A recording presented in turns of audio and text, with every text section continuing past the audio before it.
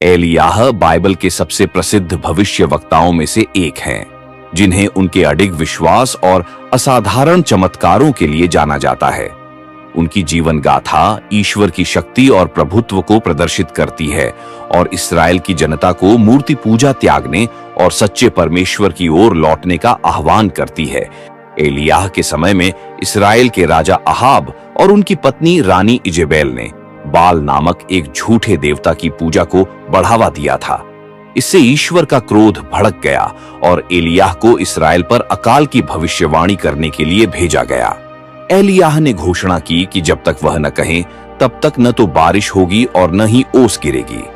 यह घोषणा न केवल अकाल की चेतावनी थी, बल्कि झूठे देवताओं को एक चुनौती भी थी।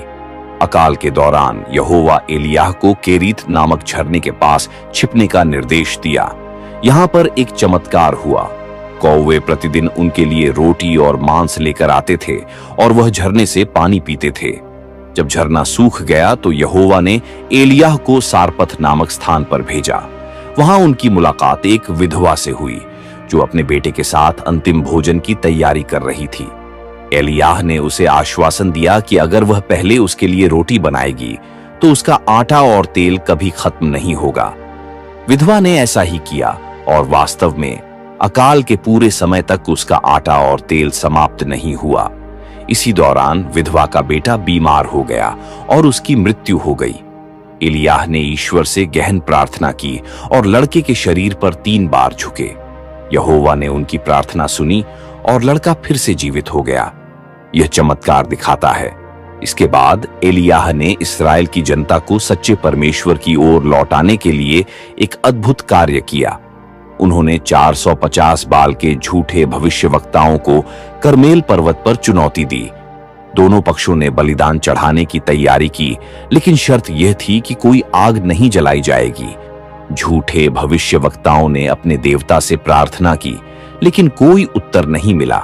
जब एलियाह ने प्रार्थना की तो स्वर्ग से आग आई और उनके बलिदान को पूरी तरह भस्म कर दिया। यह चमत्कार इस्राएल के यहोवा की वास्तविकता और शक्ति को साबित करता है।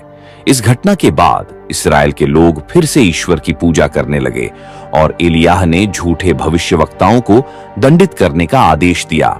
इसके तुरंत बाद एलियाह ने अकाल समाप्त होने के लिए प्रार्थना की। उन्होंने 7 बार प्रार्थना की और अंततः एक छोटा सा बादल आसमान में दिखाई दिया। यह बारिश आने का संकेत था। इसके बाद बारिश शुरू हुई और अकाल समाप्त हो गया। इस समय एलियाह ने एक और चमत्कार दिखाया। उन्होंने राजा अहाब के रथ से पहले दौड़ लगाई और उनसे पहले शहर पहुंच गए। यह उनकी दिव्य शक्ति और ऊर्जा का प्रमाण था। लेकिन जब रानी इजेबेल ने एलियाह को मारने की धमकी दी तो वह भयभीत होकर जंगल में भाग गए। निराशा में उन्होंने यहोवा से अपने जीवन को समाप्त करने की प्रार्थना की, लेकिन यहोवा ने उनकी मदद की। एक स्वर्गदूत प्रकट हुआ और उनके लिए भोजन और पानी लेकर आया। यह भोजन इतना शक्तिशाली था कि इसने उन्हें 40 दिनों तक बिना रुके चलने की शक्ति दी। एलियाह माउंट होरेब पहुंचे, जहां उन्होंने ईश्वर को एक कोमल फुसफुसाहट में सुना। यह अनुभव उन्हें यह सिखाने के लिए था कि परमेश्वर हमेशा महान और नाटकीय घटनाओं में नहीं, बल्कि शांत और साधारण क्षणों में भी उपस्थित रहते हैं। एलियाह के जीवन का अंतिम और सबसे अद्भुत चमत्कार उनका स्वर्गारोहण था। जब उनका समय पूरा हुआ तो एक अग्निमय रथ और घोड़े प्रकट हुए। एलियाह एक बवंडर में स्वर्ग की ओर उठ गए, जबकि उनके शिष्य एलीशा यह सब देख रहे थे।